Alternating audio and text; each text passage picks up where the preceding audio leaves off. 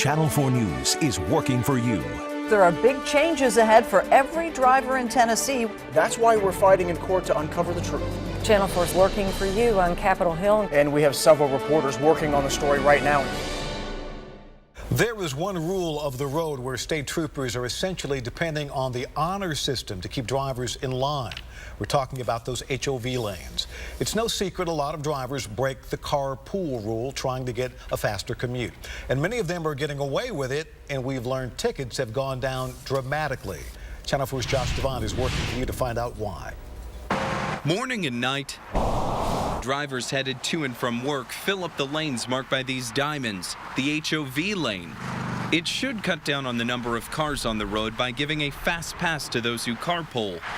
But drivers started complaining to Channel 4. Others are breaking the rules and not getting ticketed for it. Oh yeah, I see it all the time. One driver got so fed up with his daily commute, he emailed Channel 4 for help, saying, quote, "It's gotten beyond out of control." So we watch the commute for ourselves.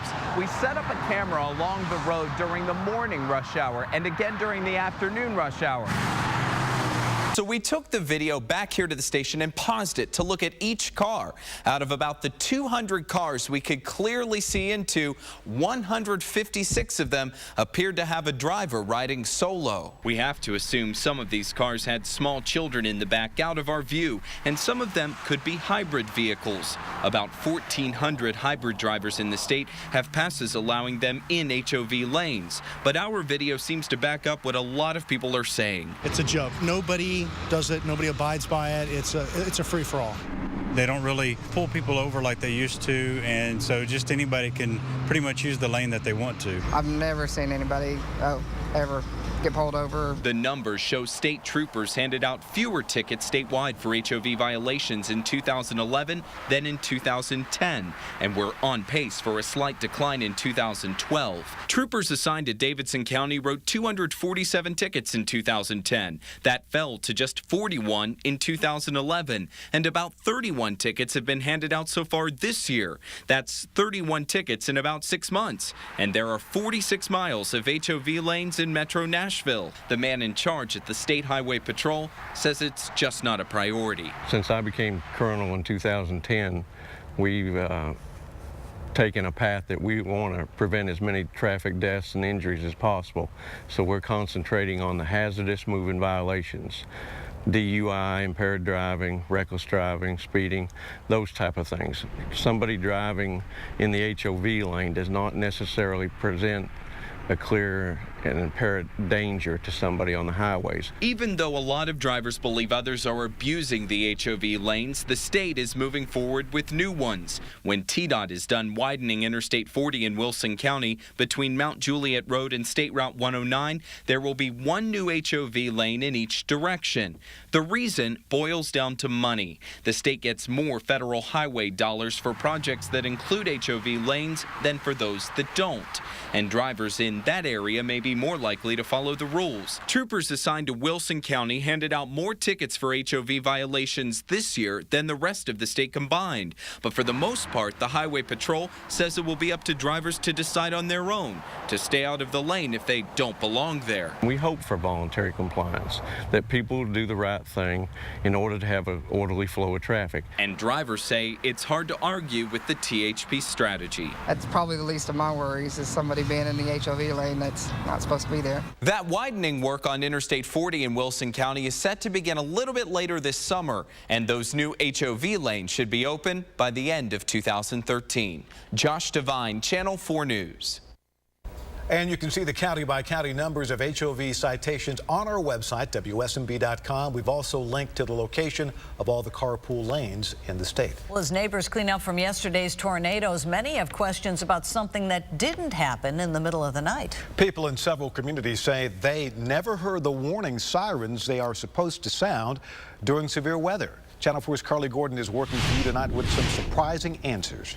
Yeah, Tom, look at all of these complaints. We've got hundreds of comments on our Facebook page, most of them from people saying they either didn't hear the sirens or they never went off. We have April here. She says, I live on the other side of Hickman County and ours went off several times. But then you have some people like April saying no sirens in Smyrna. So we went looking for an answer to the question, what went wrong? It's the sound people expect to hear when a twister gets close. But here in Coble, I mean, it happened so fast. That warning never came.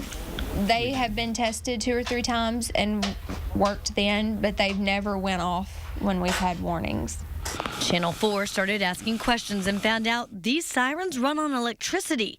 The electricity was out because of the storm. According to the emergency management director, backup batteries cost money and have to be replaced every 5 years. Hickman County, he says, can't afford it. And look at all of these complaints from Mount Juliet, where an EF2 tornado touched down. The sirens, they say, never sounded. Today, county officials went around testing each siren in Wilson County individually. Everyone they've tested so far worked. We want those tornado sirens to sound when they're supposed to sound. And if they're not working the way they should, we want to know why and we want to fix it. Checking around the mid-state, Davidson and Rutherford have backup batteries for their sirens. In Wilson, the ones inside Mount Juliet do. Some out in the county do not. Clarksville's have backup batteries, but out in the county, they don't have sirens at all. They rely on weather radios instead. We really want to promote the no weather radio. It's the only real way to go, according to many area emergency management directors. Tornado sirens are strategically placed to warn people outside. You aren't supposed to hear them inside your homes. We have sirens that are at the schools, and a lot of the schools have ball fields around them. Even FEMA doesn't consider tornado sirens a valid indoor warning source. So if you're relying on them to stay safe, don't. Now, these radios will also warn you faster than the siren, since it actually takes time for emergency officials to sound those alarms. A quick search on Amazon.com, and we found these radios ranging in price from about $20 to $80. And also, a lot of emergency management facilities will program them for you so you don't have to get the warnings from other areas. Demetria? Well, when you donate to a worthy charity, you want to know that the items or money are being put to good use. Tonight, there are questions about exactly how much of what you give is actually going where you think. Channel 4's Nancy Amons working for you to find out. Maybe you've seen donation boxes like this one in Murfreesboro. You can feel good about giving your used clothing and shoes to Mothers Against Drunk Driving. Obviously, it says MAD on the front, so you would think it goes to the organization Mothers Against Drunk Driving. What you might be surprised to learn is that the clothes are being sold overseas and that MAD only gets a little bit of the money. It's misleading. Absolutely. I would find a better place to donate my clothing. Exactly how much does MAD get? No one seems to want to answer our questions. The donation boxes were placed here by a private company. The items you donate thinking they're going to MAD are actually going to a for-profit company called American Textile Recycling Services.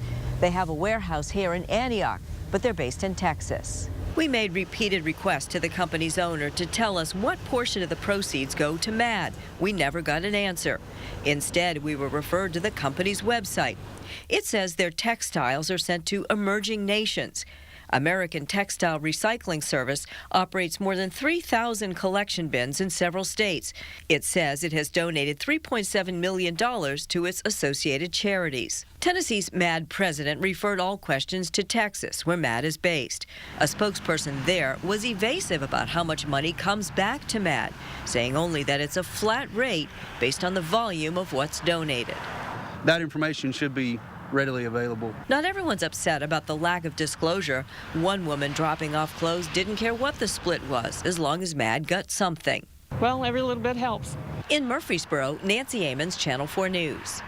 MAD's chapters in New Hampshire and Massachusetts have come under fire for a similar agreement. According to published reports, a for-profit company is paying MAD $10,000 a year for the right to use its names on those collection bins. As of last month, the Massachusetts Attorney General's office was looking into the matter. In these tough economic times, we've all made changes to save a penny here or there. Or have we? Yeah, the Channel 4i team has uncovered a hefty bill, more than $500,000 that every Tennessean is helping to pay. And what's more, the state could take a very simple step to reduce that cost. Here's the Channel 4i team's Kimberly Kurth.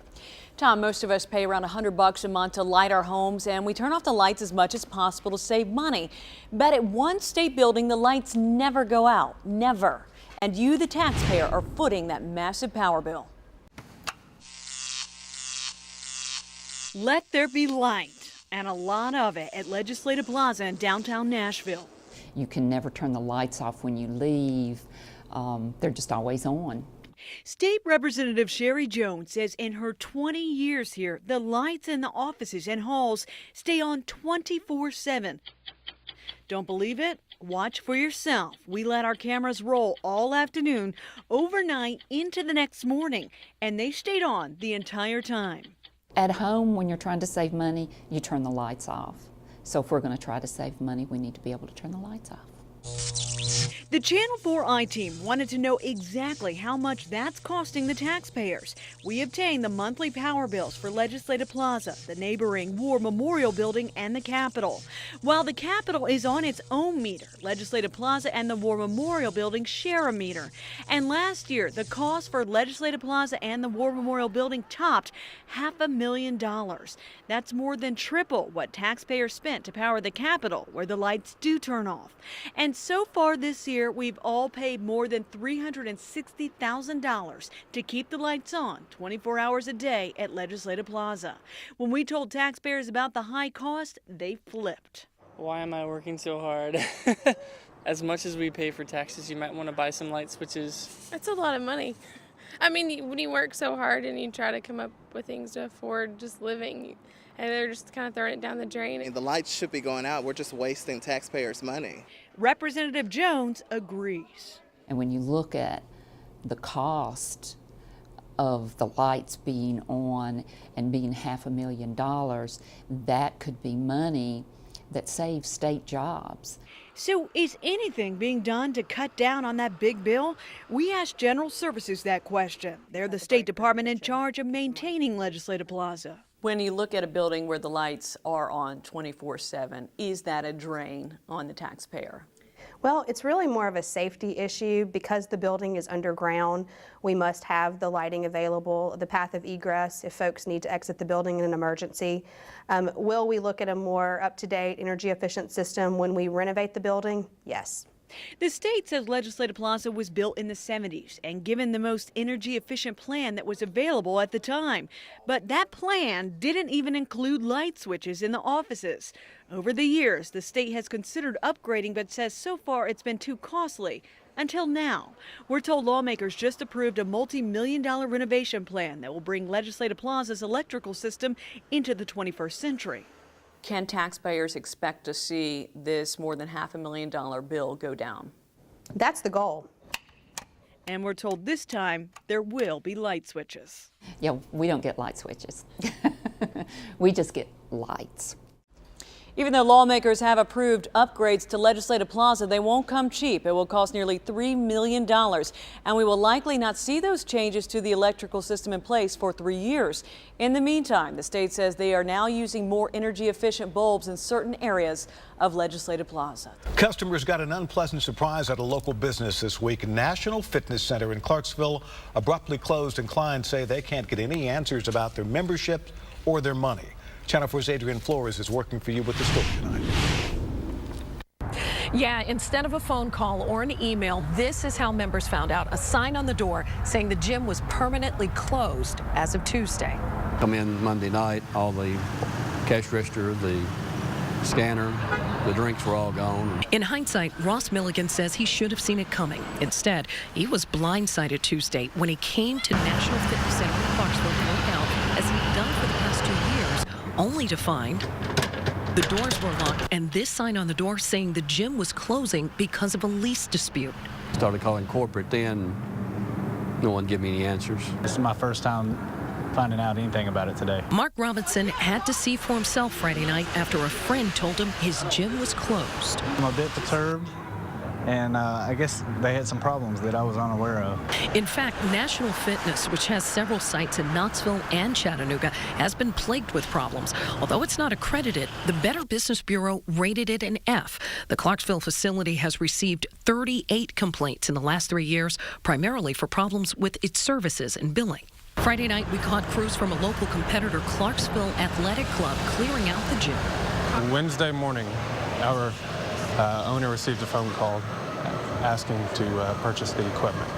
A great break for them, but not for these loyal customers. I mean, how does this make you feel? Well, sort of crapped on, you know. You don't do people that way. Now, if you had your dues drafted out of your account every month, according to the sign, that's been suspended. But if you paid in advance, you may be out of luck. In Clarksville, Adrian Flores, Channel 4 News. We did call National Fitness Center's corporate office, but could not get through to anyone. We also called one of their Knoxville facilities, and were told someone would call us back. That never happened by news time. Good evening and welcome to Channel 4 News at 5. It is set to be one of the year's hottest tickets, and police say they're already seeing plenty of fakes. Sunday's Titans game against the Bears is sold out, and prices for the remaining tickets out there are skyrocketing online. Now counterfeit tickets are leaving some fans on the sidelines. Channel 4's Carly Gordon is working for you with how to spot the real thing from the fakes. Yeah, Demetria, just the other day, Metro Police had a woman buy 2 tickets for Sunday's big game, only to find out they were fake after it was too late. Sad, right? Well, fear not and pay attention, because we're about to show you exactly what you need to know. In just 3 days, the Titans will take on the Chicago Bears in what's arguably the biggest and most expensive game of the season. But to get a piece of the action, you'll have to have one of these. These are the fakes. These were the real ones. Sitting side by side, they look almost identical, but flip them over because there is a difference. If you look at the back and just rub it with a nickel or something near the NFL emblem, not all over it, just by the NFL emblem, and you scratch it, then the Titans emblem will appear in black. There's a trick to Ticketmaster tickets as well. Watch. If you just tear it a little bit, you can see the blue paper inside of it, and that's really hard. I've not seen any that can duplicate that. But opt for online, and that's when things get really risky. The difference between the fakes and the real deals are so subtle, police don't even want to share it. If we let the guys know that are making the tickets, it'll be too easy for them to make the changes, and then even we won't be able to tell until we get them to the ticket office. Sergeant John Bork suggests looking for vendors with sidewalk permits. It'll have a number on it, and it'll have their picture on it. Usually has a yellow background or a white background. And pick the ones closest to the stadium. Never buy a ticket off the interstate. Because those far away can get away. But police will be working undercover on Sunday to make sure that they don't. If we do find out that the tickets are counterfeit when we do take them, we will arrest them and charge them with criminal simulation. That charge is a felony, by the way. Police also tell us if you catch someone selling fakes, don't call them out on it. Instead, walk away and call police. Give the dispatcher a description and a location. They'll send an officer out who will hopefully then be able to make an arrest. Demetria? Good advice, Carly. Thank you. Both President Obama and Senate Republican leader Mitch McConnell say they're getting close to a deal. Channel 4's Kara Kumari is working for you to show what going over the cliff could actually mean for Tennessee. Kara? Well, a lot of people have been wondering today whether or not this would happen. And while it could mean tax increases for a lot of us in the short term, small businesses are worried about what it could also mean for their bottom line. Eric Bean runs a software company in Franklin, and he's concerned that tax increases in the fiscal cliff could have a big impact on his customers. If you take $2,000 out of somebody's billfold, then they have to decide what products they can't buy for that money. And that's money that doesn't come to us, doesn't go to other businesses. He's been keeping a close eye on the back and forth coming out of Washington, D.C. today, with the president announcing a deal is in sight. However, if Congress decides not to act tonight, the fiscal cliff would trigger a series of tax increases and steep cuts to the military, education, and many other programs funded with federal money. Some local lawmakers are calling this whole ordeal a national embarrassment. And I think it's an embarrassment to the president. It's an embarrassment to both sides of the aisle and to both the House and the Senate. Without a vote, the average tax increase on a middle-class family would be around $2,000 a year. Those are the cuts that concern Bean. If you push the middle class over a cliff, then everybody's going to go over a cliff. And while he likes hearing that there is progress in the negotiations, he's not going to rejoice until it's a done deal. I would really like to see something get done, and I think everybody knows that this is a big deal. Unfortunately, the way Congress tends to work, they just bicker back and forth and back and forth. Now, coming up at 6, we'll take a closer look at some of the programs thousands of Tennesseans use that could be on the chopping block and the next step if there's no deal soon. Back to you. Well, before you head downtown this weekend, an important warning: be careful who you pay for parking. A con game is catching many drivers by surprise, and it's happened often enough. Police are stepping up patrols. Channel 4's Carly Gordon is live with some tips on how to prevent it from happening to you.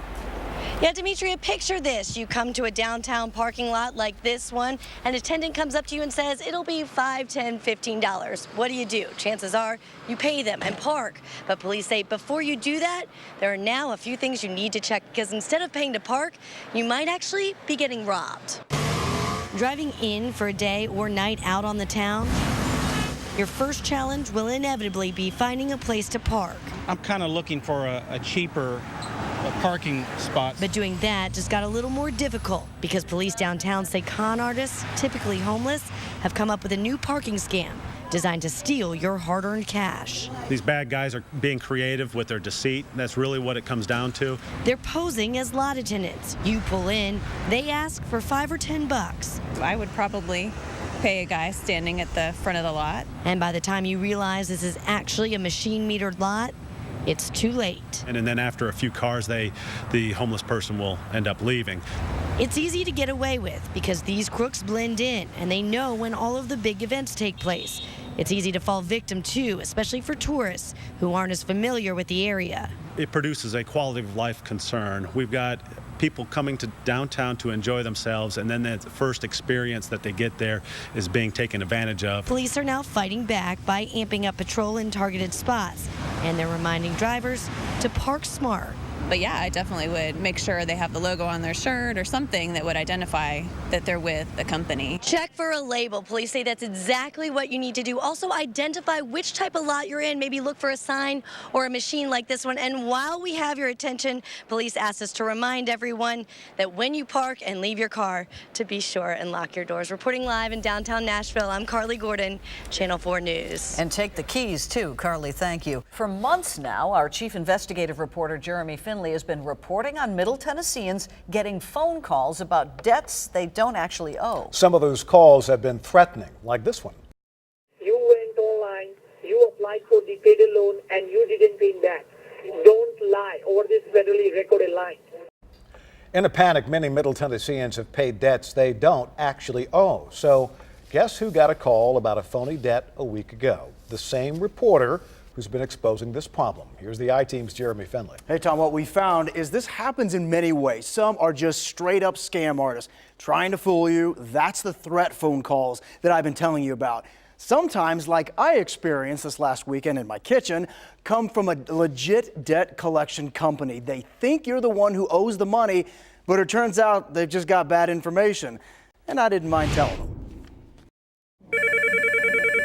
Once you get the call, I was terrified. You don't ever forget it. If you fail to return the call, or I don't hear from your attorney either, the only thing I can do is wish you a good luck as the situation unfolds on you. Even with the garbled Indian accents, they have so much personal information. Some consumers, rattled by the recession, with lots of credit card debt or loans, fall prey to them. There's a slight recognition of, that it might be something I owe. I've been investigating this for months now, speaking with victims all over Middle Tennessee and working with them to expose these callers with the false debts. You realize I know this is a scam and I have recorded these calls and you are going to be exposed on the news and you're not going to get a penny from me. Then go to. You're Jeremy Finley, right? Yes, I'm Jeremy Finley. So imagine my surprise when I got a call a week ago on my personal cell phone. The guy on the other end said it was time to pay up. This is an attempt to collect the debt. Again, he had my name right, and he had my unlisted cell phone number. And they have a lot of information about you, just like they did about you, Jeremy. And they intimidate you into paying for something that you don't owe. and he said I owed $1,444.66 and reminded me of an old T-Mobile account. You remember you got a cell phone number with T-Mobile? And hey, that was news to me because I'd never had a T-Mobile account. At this point, I was kind of having fun with the guy. I told him I couldn't pay. He was coming up with all kinds of payment options for me. It was at that point I decided I better come clean.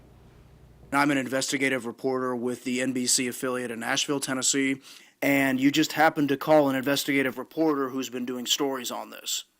You want to talk with my supervisor? You can show Sure, yeah, put your supervisor on. That'd be great. I was on hold for a while. Josh, manager, how can I help you?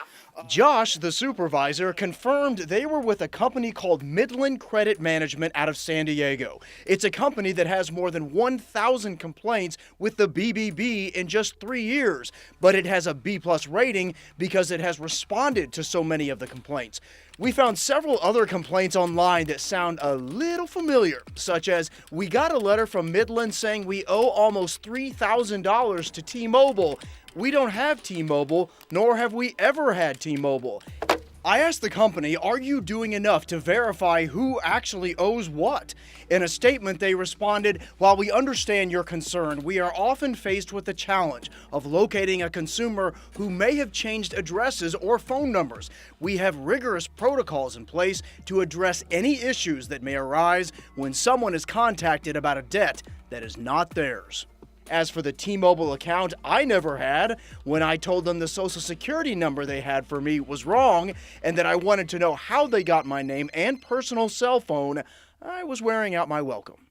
You all have a website, right? You can go ahead and Google the website. You would get the information. Just go ahead and give me the name of your... And you have a good time. Hello? Hello?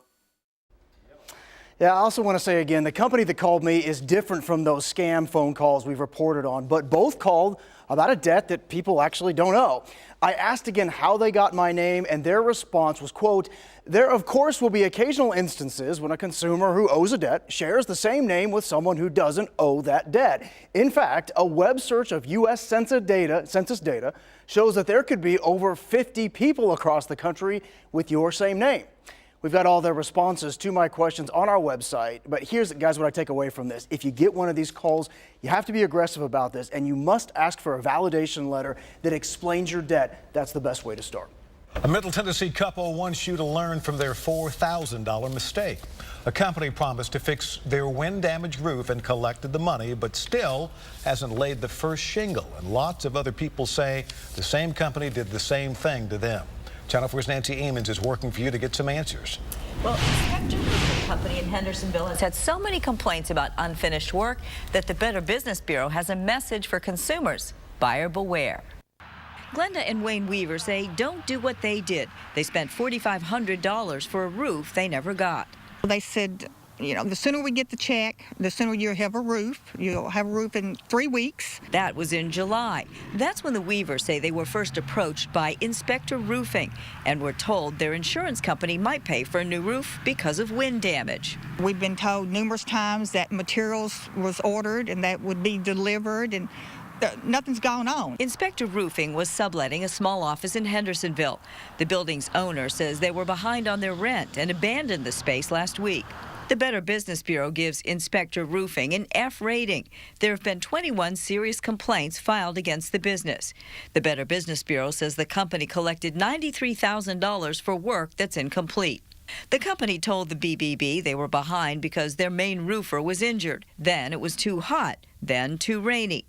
I talked to Nick Evans, the owner of the company, by phone and asked him about the Weavers. She is a disgruntled customer, and there's sometimes you just can't make everybody. If they have a problem, we can always take it to court. The Weavers say they just want a refund so they can hire a company that will give them a new roof instead of excuses. People beware. You know, do not let anyone just pull up in your driveway and say you might qualify for a roof from your insurance company. Check them out first. And that's a key here. The Better Business Bureau says beware of storm chasers. They might be businesses that solicit door-to-door, often in unmarked trucks. And the Better Business Bureau says try to get at least 3 bids before you hire any company. Tom? $4,000 is a lot of money, Nancy. Yes, and that was the down payment they lost. Wow. Nancy, thanks. The Better Business Bureau also says never make a full payment in advance and never pay with cash or checks. They recommend using a credit card for down payments because you have more protection that way. Well, the boom of downtown Nashville might seem like a great thing, but it's brought a growing problem. New buildings, hotels, and businesses promise to bring crowds downtown, but we were curious, and you are too. Where will they all park? Channel 4's Josh Devine is working for you tonight with a few answers. Josh? Certainly a nice problem to have, isn't it, Demetria? After all, about 50,000 people work here in downtown Nashville, and that will only continue to grow as the city does the same. So, too, will the work to try to stop a rather unglamorous problem before it becomes an even bigger issue. The price of progress in Nashville. The parking is pretty expensive downtown. Has drivers like Becky West wondering both the best and the worst. We're kind of worried about when the new convention center opens and they have events there.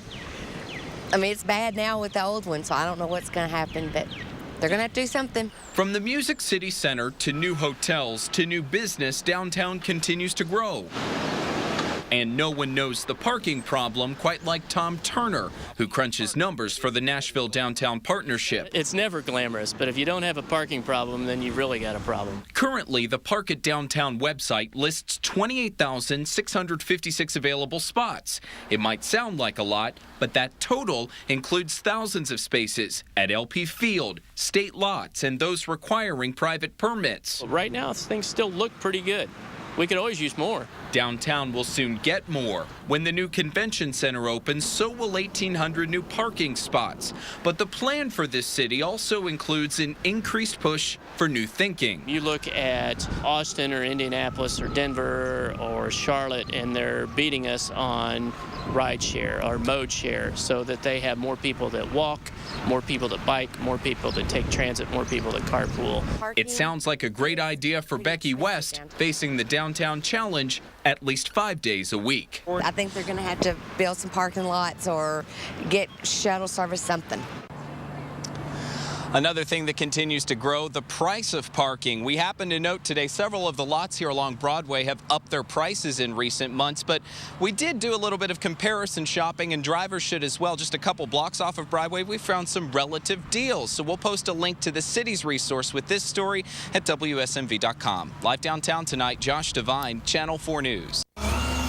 The new higher rates would apply whenever Metro Police call a tow truck for any one of a number of reasons, such as your car broke down on the interstate, you've parked illegally, or you're arrested for drunk driving.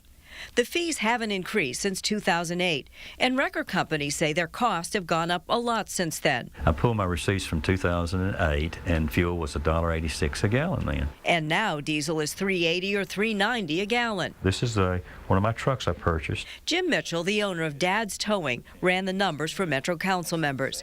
He says his insurance has gone up 20%.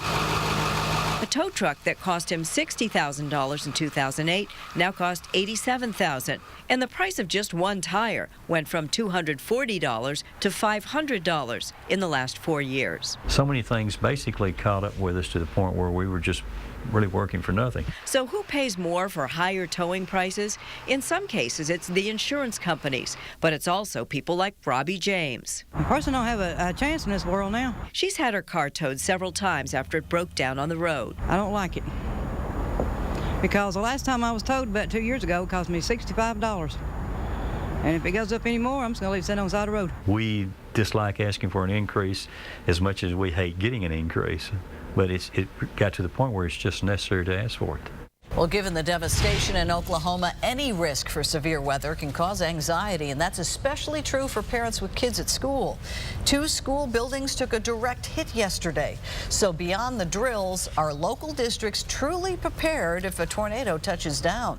Channel 4's Josh Devine is working for you with some of those answers tonight. In a nutshell, Demetria, yes. But as we saw yesterday in Oklahoma, dramatic video here, the moments following any disaster can certainly be chaotic. Many districts have have a plan like Metro's to control that chaos as best as possible, preparing for the worst, hoping it never happens. When an Oklahoma tornado leveled 2 schools and killed at least 7 students, it immediately raised questions about school safety. It also reminded school leaders across the country about the value of a plan. You know, we can't predict what will happen next, but we can do our best to be prepared, and we take that obligation seriously. Metro Schools has an extensive severe weather plan. In a tornado warning, for example, the principal sounds an alarm, moves everyone to a safe shelter area, normally a hallway, and if necessary, orders everyone to drop and tuck. All of our principals have emergency radios. They're provided cell phones by the district. They have signed up for these automated location-based weather alert systems. So if there is a predicted incident near their school, then they can act quickly to make sure everybody is in that safe place. The district also plans for its facilities. Custodians will shut off gas service, try to prevent a wind tunnel in the building, and distribute flashlights. It all makes for a worst-case scenario, proven a possibility just one day ago. You know, what I saw out of Oklahoma was some really heroic teachers. You know, most of us are probably safer in a school building than we would be in our home. In the event of an emergency, the focus is on people, and you worry about the things later. The district also follows state law. It requires schools to hold tornado drills twice a year, once in September and once in March. Well, you may soon have to pay more if you want to park at one of the privately owned lots just outside the airport. If you're not familiar with them, they provide door-to-door service that's cheaper than the airport's short-term and valet lots. Well, effective tomorrow, the fees the airport is charging those companies will go way up. Have you ever longed for a way to take some of the stress out of airport travel? To this mom traveling alone, parking in a distant airport parking lot is a nightmare. Juggling all of the items, suitcases, car seats, to go, diaper bag. So she uses an off-site parking service. They drop her off at the front door at the airport. Later, when customers return, their cars are warmed up, ready and waiting. What else could you ask for? It's customer service. Thank you. You might not realize it, but every time these off-site parking lot shuttle buses drive through the airport, they have to pay a fee. It had been $1.75. It's about to go to $6.50. We want to pay our fair share. I have no objection to paying my fair share. J.R. Fraley owns Flyaway Parking. He says the huge jump is anything but fair. Instead of paying $5,000 a month in usage fees, he'll owe about $21,000. The industry average standard for airports across the country, including Memphis and Tennessee, equates to 10% of gross revenue.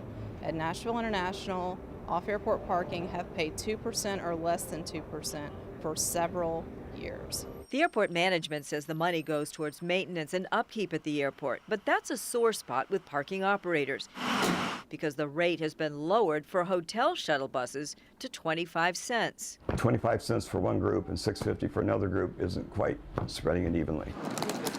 The airport says that's because the hotel shuttles are a different class of operators. It's comparing apples to oranges. Now, here's an interesting study that was commissioned by the airport just a few years ago. Some consultants concluded that once travelers use the off-airport services, there's a very high probability they'll never return to airport parking. The study recommended the airport raise fees for those off-airport operators so they would be forced to raise their rates, therefore funnel parking revenue back to the airport parking lots. Tennessee college students can look forward to paying more tuition next fall, but tonight we have learned a bit of good news. The increase at state universities could be less than it's been in years. So what can you expect to pay? Channel 4's Ann McCloy is working for you with the story. Tatiana Clay walked her way through high school graduation over the weekend. The next step, college. And on her plate right now, finding a way to pay for it. I just want to be able to support myself and make it easier for my mom. Tuition costs at Tennessee public universities are expected to rise again for the 2013-2014 school year, but the increase will be less than it's been in years. The Tennessee Higher Education Commission recommended a 3% increase for community colleges and a 6% increase for public universities. Flashback to 2004, tuition went up a whopping 18.4% and 13.4% at the height of the recession when state appropriations went down. Financing college is probably the most expensive thing that we do as students or parents, aside from saving for retirement. Here's a breakdown of current in-state tuition rates. Right now, the University of Tennessee at Knoxville costs the most, $4,500 per semester. Tennessee State University is the least expensive at just over $3,300. So what can students do to help finance college? So they may be eligible for Pell Grants or guaranteed student loans, which help to finance. The Federal Student Aid Form, or FAFSA, becomes available online in January. If you're eligible, it can mean free money, but it's first come, first serve, and it's best to apply the first of the year. It's definitely a matter of having a game plan. And Tatiana will work this summer, but because she and her mom planned ahead, she may get through MTSU debt-free. Channel 4 News is working for you. There are big changes ahead for every driver in Tennessee. That's why we're fighting in court to uncover the truth. Channel 4 is working for you on Capitol Hill. And we have several reporters working on the story right now.